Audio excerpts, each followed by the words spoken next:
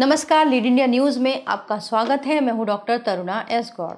अक्सर तलाक और मेंटेनेंस के मामले बहुत पेचीदा होते हैं, लेकिन हमारी न्याय प्रणाली के फैसले काफ़ी सुलझे हुए होते हैं जो आगे के लिए नज़ीर बनते हैं।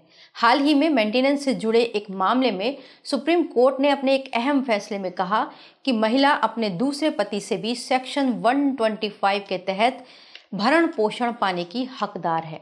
इस केस में फैसला देते वक्त सुप्रीम कोर्ट की जस्टिस BV नागरत्ना और जस्टिस सतीश चंद्र शर्मा वाली पीठ ने कहा कि भरण पोषण जैसे सामाजिक कल्याण प्रावधानों की व्यापक व्याख्या होनी चाहिए। आइए जानते हैं कि क्या था पूरा मामला जिस पर कोर्ट ने ये इम्पोर्टेंट फैसला सुनाया। इस केस में महिला ने साल 1999 में शादी की थी, लेकिन साल 2005 में वो अपने पति से अलग होकर रहने लगी। हालांकि दोनों ने कानूनी तौर पर तलाक नहीं लिया था, बल्कि पति पत्नी ने आपस में एक MOU बनाया और उसके ऊपर साइन किए और दोनों अलग रहने लगे। इसके बाद महिला ने पड़ोस में रहने वाले एक युवक से शादी कर ली, जिसके बाद उस शादी को हैदराबाद में रजिस्टर्ड करवाया गया। इसके बाद साल 2008 में दोनों की एक बेटी हुई और फिर से यहाँ पर विवाद कायम हुआ।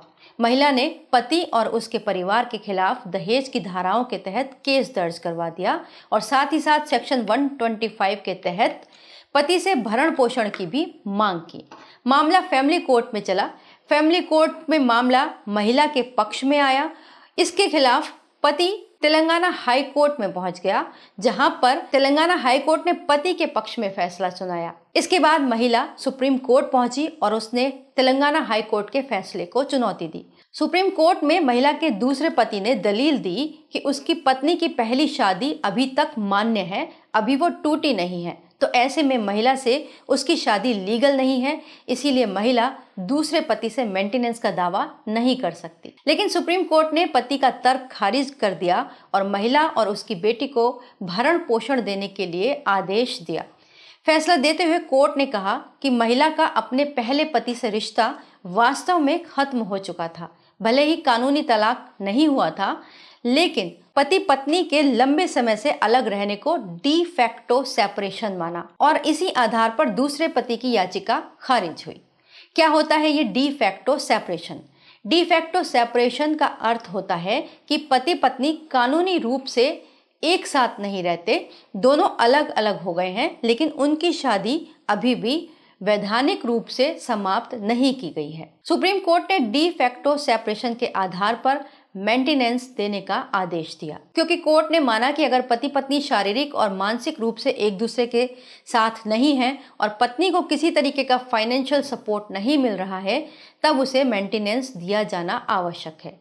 कोर्ट ने इस मामले में साल 2014 के उर्मिला बादशाह गोडसे और साल 1999 के द्वारिका प्रसाद सतपथी वर्सेस विद्युत प्रभा दीक्षित के केस का हवाला भी दिया। इन दोनों केस में दूसरी पत्नी को गुजारा भत्ता दिया गया था। जस्टिस BV नागरत्ना और जस्टिस सतीश चंद्र की बेंच ने कहा कि ये ध्यान रखना चाहिए कि धारा 125 CRPC के तहत भरण पोषण का अधिकार पत्नी को प्राप्त कोई लाभ नहीं है, बल्कि पति द्वारा निभाया जाने वाला एक कानूनी और नैतिक कर्तव्य है। इसी आधार पर उन्होंने ये मेंटेनेंस दिलवाने की बात कही। वीडियो को लाइक करें, हमारे चैनल को सब्सक्राइब करें। हमारे वीडियो सबसे पहले देखने के लिए बेल आइकन प्रेस करना ना भूलें।